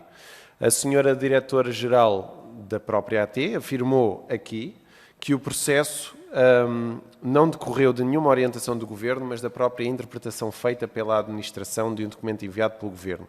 Isto soou a um ato de desespero na defesa do Governo e uma total menorização da própria autoridade tributária, que no fundo tenta fingir que o envio do documento pelo Governo não foi em si uma instrução para abrir o inquérito. Segundo, sobre o documento na base deste processo, mais contradições. Mais uma vez, na comunicação social, afirmou-se que na origem estava uma alegada nota ao parecer jurídicos entregues pelo movimento ao Ministério do Ambiente, algo que a senhora Diretora-Geral da AT confirmou. No entanto, este documento não era uma nota ou parecer jurídico, mas antes um documento de elaboração coletiva pelo movimento e a pedido do Ministério do Ambiente. Ora, estas contradições da AT só adensaram a ideia de que este processo contra o Dr. José Maria Pires foi um acto persecutório que visa condicionar o exercício do direito de participação na vida pública e a liberdade de associação de um funcionário da autoridade tributária, algo inadmissível no Estado de Direito Democrático e violador da Constituição e da Lei Geral do Trabalho em funções públicas. O que gostaria de vos perguntar, dado que muitos dos esclarecimentos já foram entretanto prestados na audição de hoje, é quanto ao documento que esteve na base do inquérito. Gostava que me esclarecesse qual é a colaboração que teve afinal o Dr. José Maria Pires na sua elaboração e que papel tem este cidadão no movimento. Aproveitando a presença do Dr. José Maria Pires, que saúdo não só pela postura de cidadania ativa que adota na sua vida, mas também por este gesto que serve o interesse público. Gostava de saber se, para além deste inquérito à autoridade tributária e enquanto funcionário público, sentiu algum tipo de outras pressões ou retaliações, para além daquelas que já conhecemos hoje, que visassem condicionar a sua intervenção no âmbito do movimento Terra de Miranda. Finalmente, sabemos que alguns dirigentes do movimento Terra de Miranda foram ouvidos no âmbito deste processo. Gostaria de saber com que intuito foram convocados diversos elementos e se foi apenas no âmbito deste processo ou se foi no âmbito de outros processos, bem como se foram abertos processos de outra natureza a elementos do movimento cultural Terra de Miranda. Obrigado, Sr. Presidente. Muito obrigado, Sr. Deputado Nelson Silva. A palavra ao movimento cultural Terra de Miranda. Faça favor. Muito obrigado, Sr. Presidente. Relativamente à questão de quem ordenou a abertura do processo, nós não sabemos quem é que ordenou a abertura do processo. A senhora Diretora-Geral informou que tinha sido ela própria, por sua iniciativa, e nós, naturalmente, que respeitamos essa informação. Qual foi a minha participação no movimento e na elaboração do documento? Eu, como já referi, o documento tem na sua base as notas que nós elaboramos com os tópicos que iríamos tratar na reunião com o Sr. Ministro. Nós fizemos uma reunião antes da reunião com o Sr. Ministro, preparámos adequadamente a reunião, escrevemos os tópicos e quando o Sr. Ministro nos pediu para enviarmos o documento, esse documento foi apenas a síntese e mais estruturada, digamos assim, dessas notas. Portanto, as notas foram elaboradas no âmbito dessa reunião, em conjunto, por todos, nós reunimos muito frequentemente, normalmente aos domingos à noite, quase todas as semanas, e todo o trabalho que nós fazemos é um trabalho coletivo, é um trabalho participado por todos. Somos muito críticos na elaboração dos textos, muito rigorosos na sua elaboração. Temos vários linguistas no nosso movimento e, portanto, fazemos questão de tudo o que nós produzimos ser credível e ter alta qualidade. E depois, relativamente a pressões e retaliações, não recebi pressões nenhumas dentro da AT, nem retaliações, absolutamente nenhumas. Aliás, eu devo dizer que eu tenho orgulho em pertencer a esta instituição grandiosa que é a Administração Tributária Portuguesa, que é reconhecida a nível internacional como uma referência de eficiência, de inovação e de modernização, e que engrandece o nome de Portugal lá fora. Muito obrigado, Sr. Doutor. Não tenho registro mais nenhum pedido de palavra no âmbito da primeira ronda, o que faz com que passemos de imediato à segunda.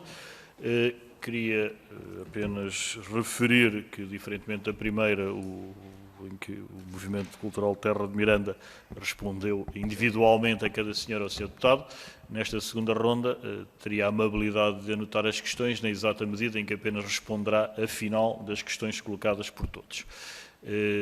Vou, portanto, dar início a esta segunda ronda, recordando que cada grupo parlamentar dispõe de 3 minutos para colocar as questões e, portanto, começava dando a palavra ao Sr. Deputado Miguel Matos. 3 minutos, Sr. Deputado, do Grupo Parlamentar do Partido Socialista. Muito obrigado, Sr. Presidente, senhoras e senhores deputados. Agradecer os esclarecimentos do movimento e reiterar que, no entendido do Grupo Parlamentar do Partido Socialista, o movimento é da maior importância, que dê um contributo muito claro para este processo, ao trazer este tema, ao trazê-lo com ainda mais informação, a sua persistência ativista, e nós valorizamos isso e continuaremos a valorizar. Em relação àquilo que é os dados pessoais do movimento, isso foi algo que o próprio movimento enviou num e-mail para a Assembleia da República e que, aliás, consta publicamente do site da Assembleia da República, onde está aqui o telefone do Sr. Dr. José Maria Pires, e certamente que essa situação ficará aí resolvida. Em relação àquilo que é o processo disciplinar e ao processo de intenções que alguns partidos parecem querer passar ao Governo acerca dessa matéria, acho que ficou muito clara a anterior audição do Sr. Secretário de Estado dos Assuntos Fiscais, em que o Sr. Secretário de Estado leu na audição o comunicado que fez a dizer exatamente o contrário do que aqui foi dito. E desde o início a desmentir qualquer tipo de associação entre o seu gabinete e o processo disciplinar, que é um processo inteiramente da responsabilidade da AT, e que a informação que esta Comissão tem é de que foi arquivado e de que haveria alguma coisa ainda a ver em relação ao artigo 69 do CPA, que é sobre casos de impedimento, e onde, pela informação que aqui nos disse o Sr. Dr. José Maria Pires, tem a ver com a AT o ter considerado um perito ou mandatário ou que tenha feito um parecer sobre a questão a resolver. Isso é algo sobre o qual, naturalmente, a AT e o Sr. Doutor terão que ver, naturalmente, nas instâncias próprias. Aquilo que é claro para o Partido Socialista é os direitos constitucionalmente garantidos do Sr. Dr. José Maria Pires devem ser sempre assegurados e aquilo que é fundamental é que o seja, e se entende que isso não está a ser feito, deve naturalmente ser alvo de mais ações. Agora, o que fica claro desta audição é que não há mais matéria neste suposto caso das barragens.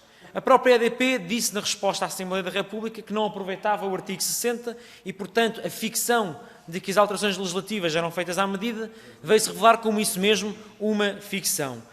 O Ministério das Finanças já se tornou claro e evidente, não liquida postos por antecipação, tem que esperar para ver se as pessoas liquidam ou não os impostos não foram liquidados, a AT e o Ministério Público já foram fazer buscas no seguimento daquilo que é um processo, naturalmente estará em segredo de justiça, mas que creio que todos os partidos terão a confiança de que seguirá o seu rumo. E, portanto, aquilo que nos espera restar é que o movimento continue o seu trabalho, e muito bem, na defesa dos interesses das pessoas e da terra de Miranda, que o processo disciplinar seja devidamente arquivado e os direitos constitucionais do Sr. Dr. José Maria Pires sejam devidamente respeitados. E aquilo que pedimos é que o Sr. Dr. José Maria Pires fizesse chegar à Assembleia da República a informação que recebeu sobre o seu processo, porque realmente é dispar daquela que está em posse desta Comissão. Muito obrigado. Obrigado, Sr. Deputado Miguel Matos. Segue-se o Sr. Deputado Afonso Oliveira, do Grupo Parlamentar do Partido Social Democrata. Obrigado, Sr. Presidente. Eu não queria... Esta audição tem a virtualidade da nossa parte, quando fizemos este requerimento, e da maior parte dos partidos que aqui estão, de tentar ouvir um movimento que nós todos afirmamos permanentemente que é um movimento cívico, de pessoas que querem participar, querem lutar pela sua terra, pelo interesse comum, mas depois vemos o Partido Socialista, infelizmente, que vem para esta audição. Aliás, acabámos de ouvir agora esta intervenção, tal como a inicial do deputado Miguel Costa Matos, que é um crente, não é? Que é um crente, quer dizer, não há nenhuma matéria, porque o Sr. de Estado disse, não há matéria nenhuma, porque o Sr. Diretor da Autoridade Tributária também disse.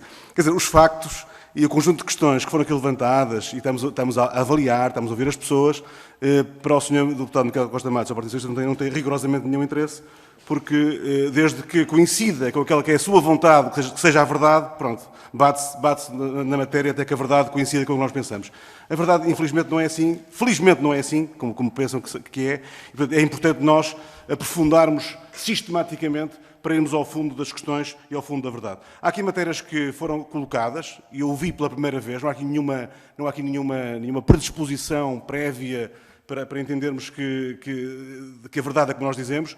Foi dito aqui que, pelo Sr. Dr. José Maria Pires, que no dia, salvo erro, no dia 23 de dezembro, foi assim, acho que foi assim, depois corrijam-me, por favor, terá havido uma conversa com o Sr. Chefe de Gabinete dos Estados Fiscais e lhe terá explicado que não havia aqui nenhum parecer pessoal, mas era, digamos, um relatório de uma entidade. E, portanto, este dado é absolutamente relevante e vem alterar aquilo que foi o discurso que ouvimos aqui dos Estados Fiscais. Portanto, para já, há aqui uma matéria que é totalmente diferente do que foi afirmado.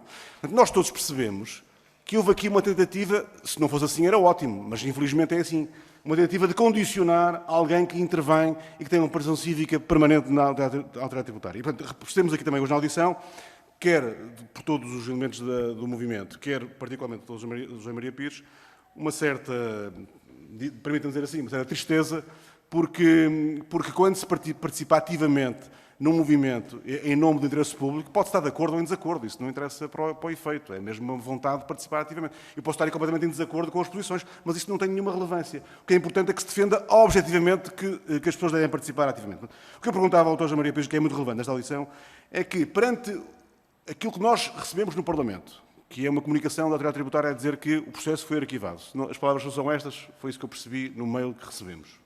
Isso não é rigorosamente assim, mas foi isso que é entendido. E o que aqui foi dito hoje? Que o despacho do inquérito implica condicionamentos para o futuro. Implica que no futuro não poderá intervir em algumas áreas. Eu gostava que o Sr. Dr. José Maria Pires explorasse um pouco mais o que é que isto significa objetivamente, o que é que sente, na sua parte, que isto condiciona a sua atividade profissional para o futuro, porque já ouvimos aqui dizer, e ouvimos pela Autoridade Tributária e pelo Secretário de Estado dos Fiscais, dizer que era uma pessoa muito reputada, que é uma pessoa que é um quadro qualificado da EDP, também da EDP, peço desculpa, a Autoridade Tributária, não é da EDP, peço desculpa, que já várias vezes pediu à Autoridade Tributária, sempre que achava que devia fazer qualquer intervenção pública, ou não quer que fosse, que pudesse conflituar com o seu trabalho, tinha pedido várias vezes essa autorização, e, portanto, esse discurso, Sr. Presidente, esse discurso de que é um quadro qualificado, eu pergunto-lhe como é que estas decisões no inquérito condicionam a sua atividade futura. Isso é que é importante e é relevante para aqui. Obrigado, Sr. Presidente. Obrigado, Sr. Deputado. Segue-se o Grupo Parlamentar do Bloco de Esquerda, a Sra. Deputada Marina Mortágua. 3 minutos, se me faça favor. Muito obrigada, Sr. Presidente. Eu gostaria que o Dr. José Maria Pires nos confirmasse se existe ou não existe uma contradição entre o arquivamento do processo e as medidas disciplinares que são impostas. E se considera ou não considera que o facto de estar impedido de intervir num conjunto de processos relacionados com este tipo de negócios se constitui ou não constitui uma medida disciplinar imposta pela autoridade tributária e que vai interferir com as funções que desempenha. É porque das duas uma. Ou há um processo disciplinar instaurado e ele tem consequências e, portanto, não se pode dizer que foi arquivado, é um processo que tem consequências disciplinares, ou então diz que o processo foi arquivado e ele não tem consequências. Agora, este meio termo, este meio caminho, é que não me parece fazer qualquer sentido. A diretora da AT desculpa-se dizendo que foi tudo um engano. Está certíssimo que o Dr. José Maria Pires fez em participar civicamente no movimento, mas não pode mais mexer nestes temas na autoridade tributária. Isto é óbvio que é uma medida, uma sanção. É óbvio que é uma sanção.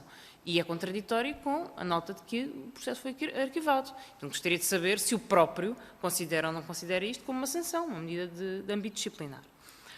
Segunda questão sobre a substância do negócio. Porque o Sr. Deputado Miguel Matos estava a tentar dizer que tudo foi esclarecido.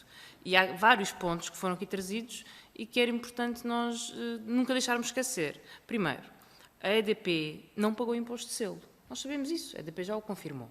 E o que eu gostaria de perguntar, aproveitando a sabedoria dos representantes do Movimento Cultural Terra de Miranda, é se é possível a EDP não pagar o imposto de selo não usando o artigo 60. Porque é lógico que a única forma de não pagar imposto de selo é invocando uma reestruturação, e invocar uma reestruturação implica utilizar o artigo 60. Depois, qual é a cláusula específica da verba de imposto de selo que se aplica ou não, é outra conversa, E quais são os meandros jurídicos. Mas parece-me a mim, e não acho que a EDP alguma vez o tenha dito, não que tenha memória, parece-me a mim impossível que a EDP não tenha pago o imposto de selo e que não vá invocar o artigo 60. A não ser que se crie aqui uma confusão, e já houve quem tentasse criar, de que, afinal, o imposto de selo não era devido já, só depois, mais tarde, é que, com o modelo 22, enfim, é que a autoridade tributária, é que se criaria a obrigação do imposto de selo.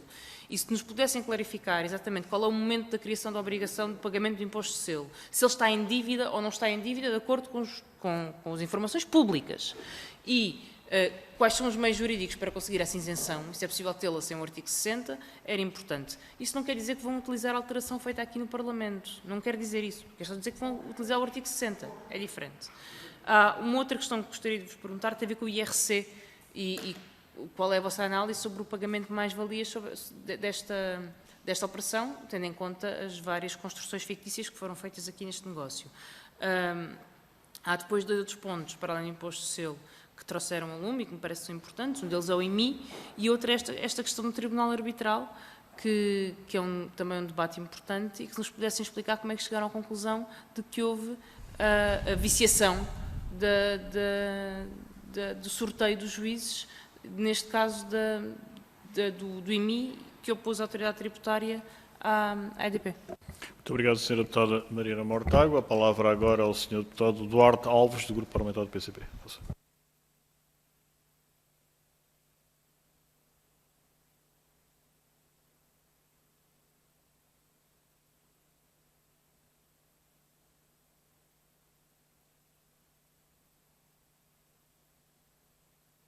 Sr. Deputado Duarte Alves.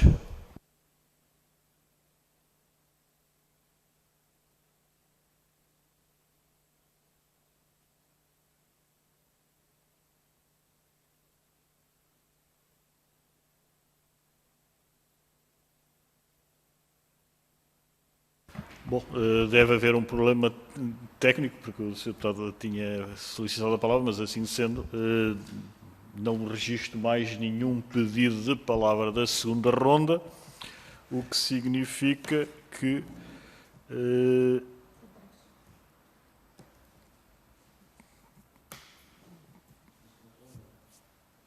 dispõe o Movimento Terras de Miranda de 9 minutos para prestar os esclarecimentos nesta ronda. A palavra ao Movimento Cultural Terras de Miranda. Faça favor. Muito obrigado, Sr. Presidente. Vou ser mesmo muito rápido, só para primeiro fazer um parentezinho relativamente ali atrás, quando houve uma pergunta sobre aquilo que o Ministro do Ambiente tinha feito relativamente a este documento, a esta nota jurídica, e ele chegou a dizer numa entrevista, penso que na RTP2, salvo erro, que disse que eu tinha guardado ou metido onde ele devia estar. Portanto, ele tinha conhecimento do documento, agora não quis foi dar-lhe importância. A EDP, efetivamente, e em resposta aqui também já colocada a questão pela deputada Mariana Mortágua, a EDP, que eu saiba publicamente, ainda não disse onde se apoiou para justificar a isenção. Portanto, se não foi no artigo 60 do Estatuto dos Benefícios Fiscais, terá sido noutro, mas ainda não não há informação sobre qual é esse artigo. E naturalmente que este processo de instaurado ao José Maria Pires, o inquérito decorreu, efetivamente, pelos vistos, a Assembleia da República foi informada do seu arquivamento, mas o seu arquivamento não é assim tão inócuo quanto isso, dado que tem algumas limitações ao exercício da atividade profissional, nomeadamente dentro da própria estrutura da autoridade tributária ao funcionário José Maria Pires. Isso seria interessante do ponto de vista do movimento, aliás, fazia mesmo questão disso, de que se averigue de facto quais são esses impedimentos, a Assembleia da República faça esse trabalho e também que, em virtude daquilo que são os fatos que levaram ao seu arquivamento, que ilibe o José Maria Pires, portanto, destas limitações completamente absurdas a que está vetado. Mas para falar disso e também da questão do Tribunal Arbitral, passo a palavra ao José Maria Pires, precisamente.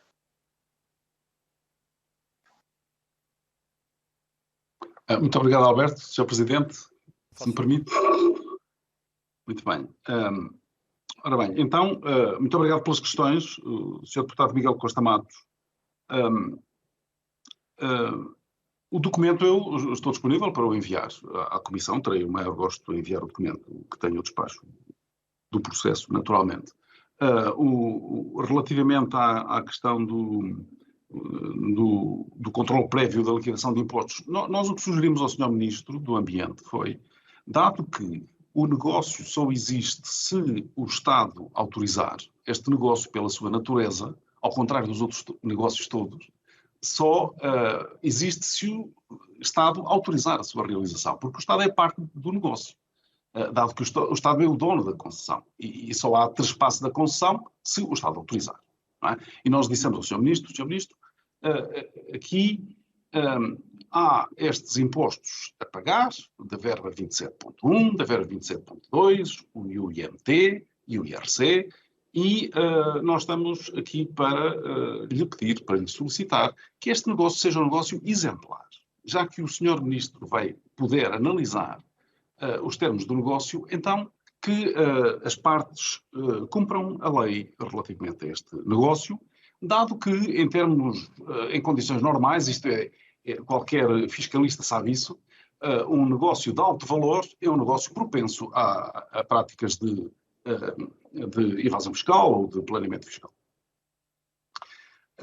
Pronto, relativamente às questões colocadas pelo Sr. Deputado Afonso Oliveira. Bom, quero dizer, a parte que eu acho um bocadinho mais problemática é eu não poder aplicar em nenhum procedimento da minha atividade profissional nenhuma norma que se aplica neste negócio da EDP. É que eu não sei quais são as normas que se aplicam, todas as normas.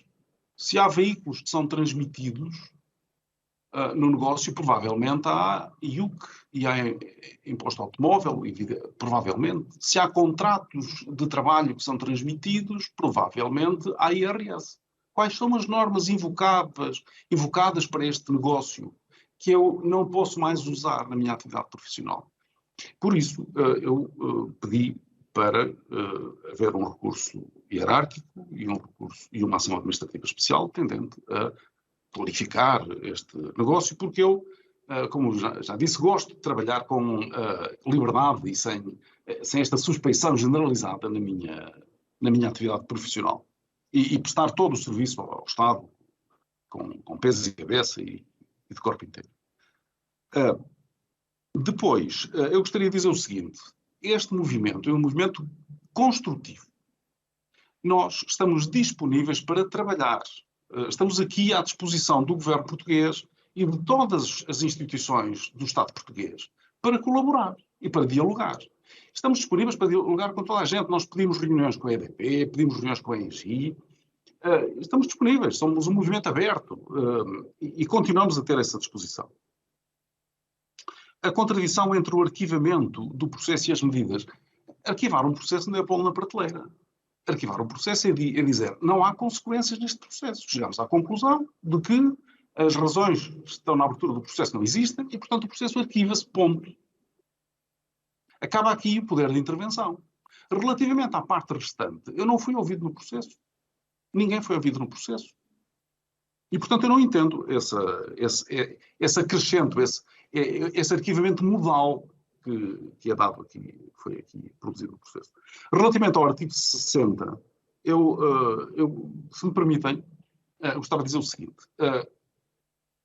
Eu dou aulas em algumas escolas superiores no país. E dou aulas sobre imposto do selo. E quando eu vi a alteração ao artigo 60, o dia correu mal, porque eu não entendi aquela alteração. O artigo 60 transpõe a Diretiva de Reunião de Capitais da União Europeia. E eu fui ver à Diretiva de Reunião de Capitais se tinha havido alguma alteração. Não houve.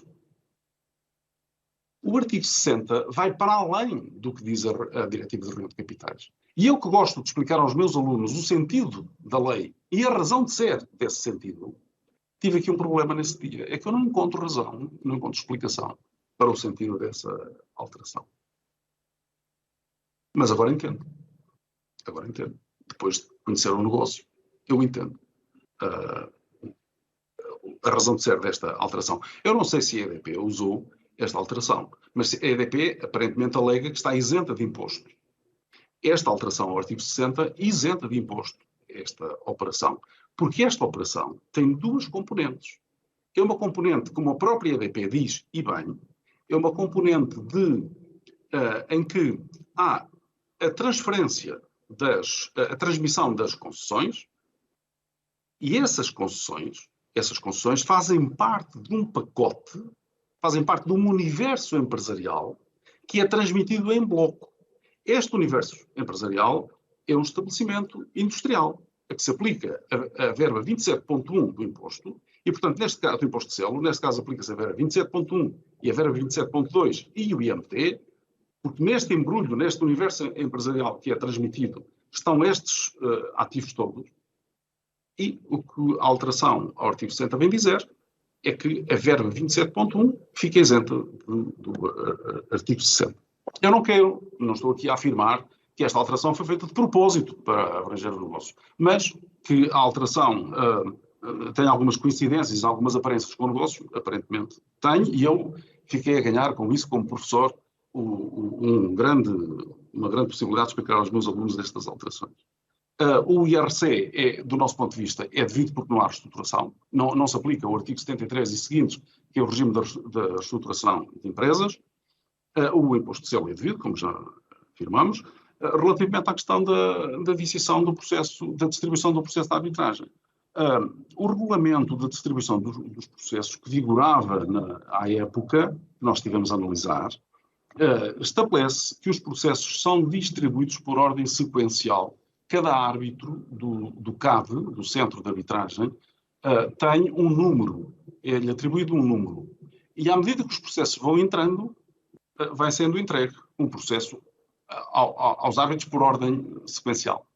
O que acontece é que, e portanto, entre cada um dos processos entregues a um mesmo árbitro, deve decorrer um número de 300 processos, porque eles são 300 árbitros. E o que acontece aqui é que não há este intervalo de 300 processos entre cada processo que foi distribuído a esta senhora árbitro. O intervalo é muito menor, é da ordem das poucas dezenas. E por isso não foi aplicado o regulamento que vigorava na distribuição dos processos. É esta a nossa análise, que resulta de uma mera verificação através do site do CAD. Muito obrigado. Muito obrigado. Sr. Presidente, se me permite, não sei se... Não, eu gostava... ia pedir-lhe o seguinte, é que o Sr. Deputado Duarte Alves vai fazer a sua questão, porque por impedimento técnico não foi possível. E assim agregaria, como era suposto ter feito desde o início, a resposta a dar ao Sr. Deputado Duarte Alves, com a parte da resposta que fica ainda por dar relativamente às questões que foram já colocadas. Então, eu ia dar a palavra ao Sr. Deputado Duarte Alves, que dispõe de 3 minutos, que obviamente acrescerão também ao tempo de resposta. Doutor, peço a sua compreensão, mas de facto foi aqui um constrangimento técnico da qual o Sr. Deputado Duarte Alves é completamente alheio e quero reparar. A palavra ao Sr. Deputado Duarte Alves.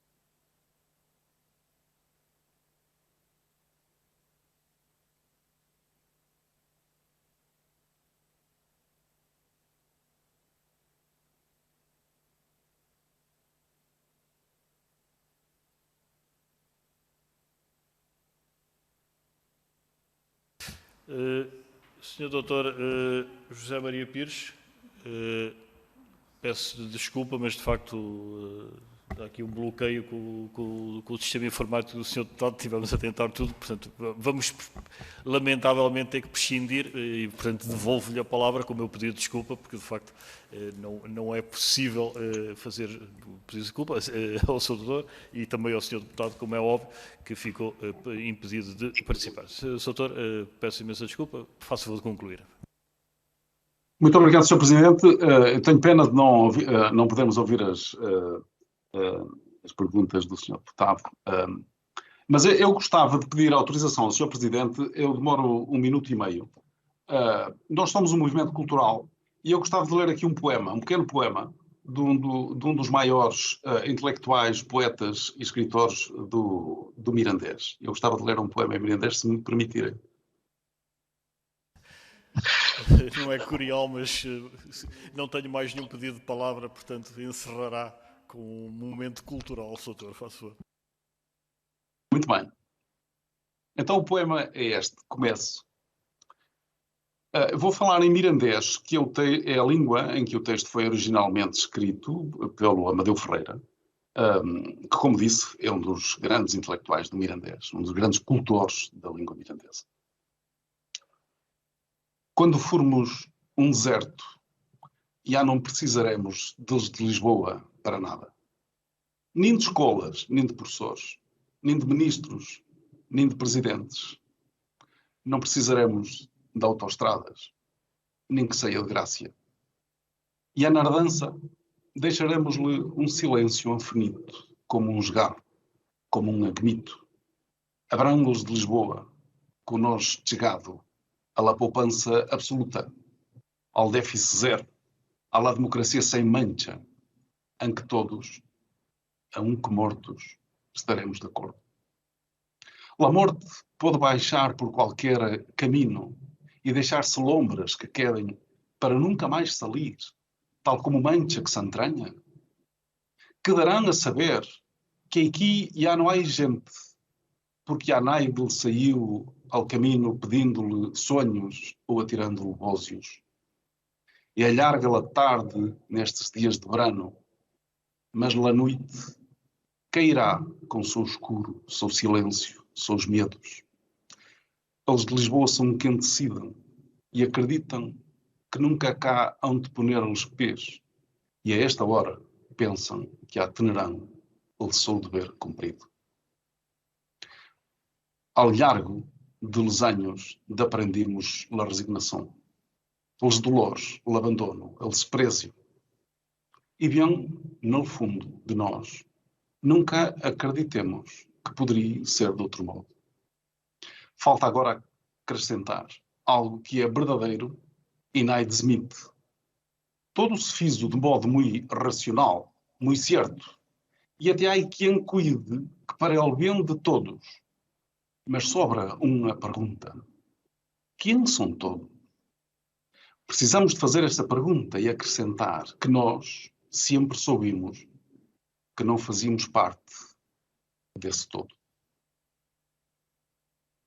Muito obrigado, Sr. Presidente. Muito obrigado, Sr. Dr.